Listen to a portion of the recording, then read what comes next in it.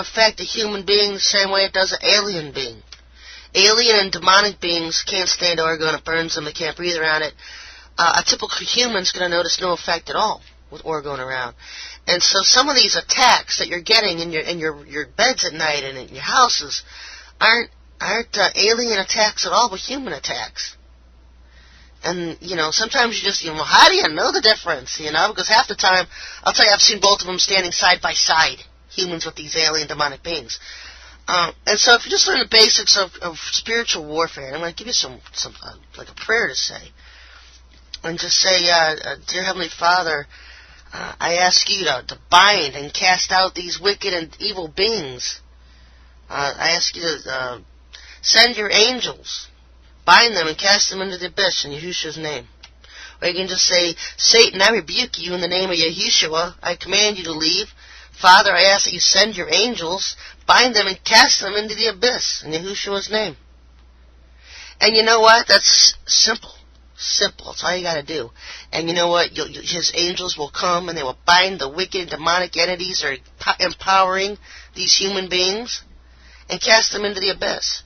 Because human beings don't have fourth realm powers to be able to meander around with these alien beings in the fourth realm without demonic help. They need demonic help to do so. And if you take their demonic help away and cast them into the abyss, then the humans no longer have this demonic and alien help to empower them. And so you go from, you don't have to necessarily attack the human, attack the power behind it, which is the alien or demonic being. And just ask the Lord to bind these beings and cast them into the abyss in Yahushua's name. And I can guarantee you two things. One, they will learn not to mess with you. Two, they'll be back in 6 months with a different tactic. It doesn't stop. It doesn't go away. They just go on to something else.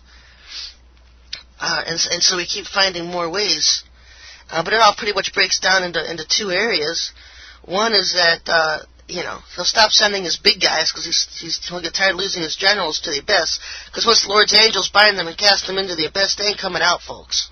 They're gone. And Satan's numbers are limited as they are. He doesn't like to lose his minions. Another thing being is they'll go to satellites. I mean, I've been under satellite attack for years now. They know to come near me with beings or people. If I'm not in one of my just ridiculous, pathetic, lazy moods for the evening or something, I'm going to cast them straight into the abyss. If I even sense a change of energy around me, sense evil, sense something out of the corner of my eye, and some of you, I know, you see something out of your corner. Did I see that? What was that? Even if you sense they're around, just kick them out to the abyss. Cast them into the abyss. I rebuke you in the name of Yahushua. Father, I ask you to send your angels to bind them and cast them into the abyss in Yahushua's name. That's all you have to say, folks, and the Lord's angels will take care of them. Now, for high-tech weapon attacks, because like I said, it's twofold purpose. One, to learn to stop messing with you, and two, they'll just change tactics.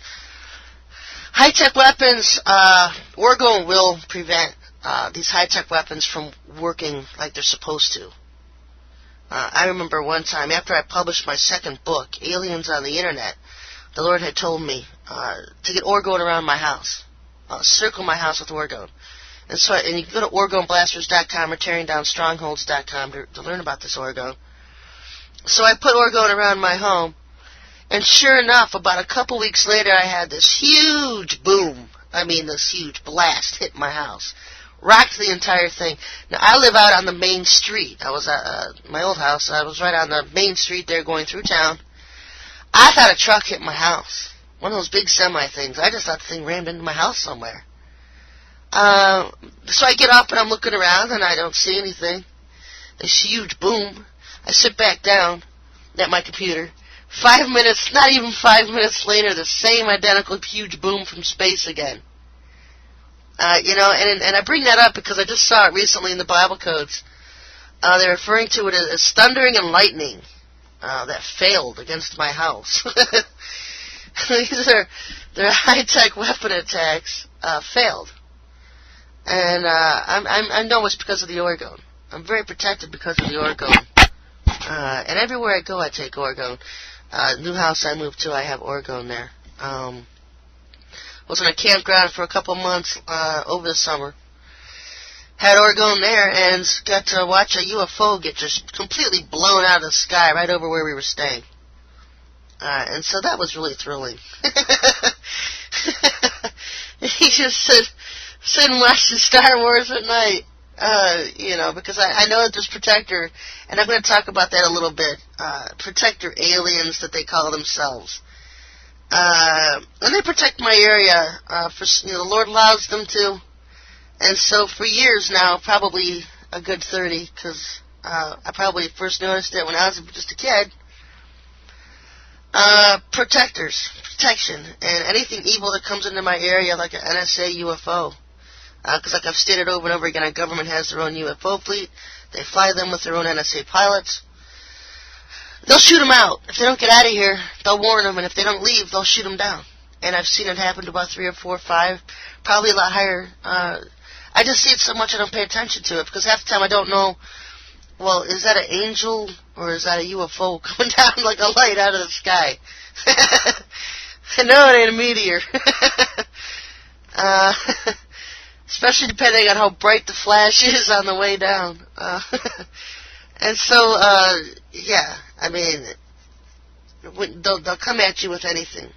When you break out of the box and you're no longer controlled into society's grip and the church's grip, theology, religion, you break out of the box, you start thinking for yourself, start asking questions, breaking out of the mold. And some guy churches don't threaten them. The believers sitting in these churches, folks, they don't threaten them. You know, they're exactly where they want them. Who introduced the pre-trib rapture? Paul. Who introduced eternal security? Paul.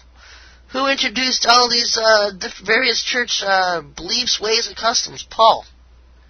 And so, if Paul is their man, and he was, then they've got you exactly where they want you, sitting in a Pauline church. Now, you can't sit 5 minutes in a Sun God church today and not hear Paul being preached. Because that's all they preach. Oh, they might mention the Lord, like an honorable mention. He might get an honorable mention in the service, but you know it, and I know it, that the main service is always centered around Paul.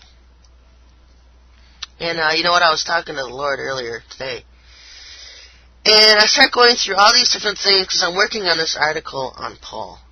And I'm just going to make it very elementary. 1, 2, 3, 4, just points all the way down it about Paul. I think I'm on about 40 right now. I'm trying to get it up to about 99 or 100. Because I don't want to miss anything. And he gave me just 3 very basic things. He said, show them that. And if they can't grasp that, then don't spend any more time on it. Because they'll never see it. If they can't grasp the simplicity of these 2 or 3 things I'm going to show you now. And I know you've heard it over and over and over again. But this is my number 1 point. On this article that I'm writing, this list for Paul. Well, number 1, there were 12 apostles appointed by Yahushua, not 13. Paul was not one of the 12. There were 12 apostles. Peter, James, John, Andrew, Philip, Thomas, Bartholomew, Matthew, James the son of Alphaeus, Simon Zelotes, Judas the brother of James, which is a different Judas than the one that betrayed the Lord. And Matthias was numbered as the 12th apostle.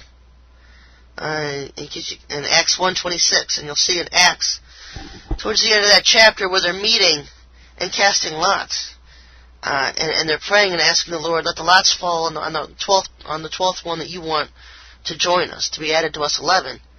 And of course the lots fell on Matthias, and he became the 12th apostle. In Peter's speech in Acts chapter 1, outlining the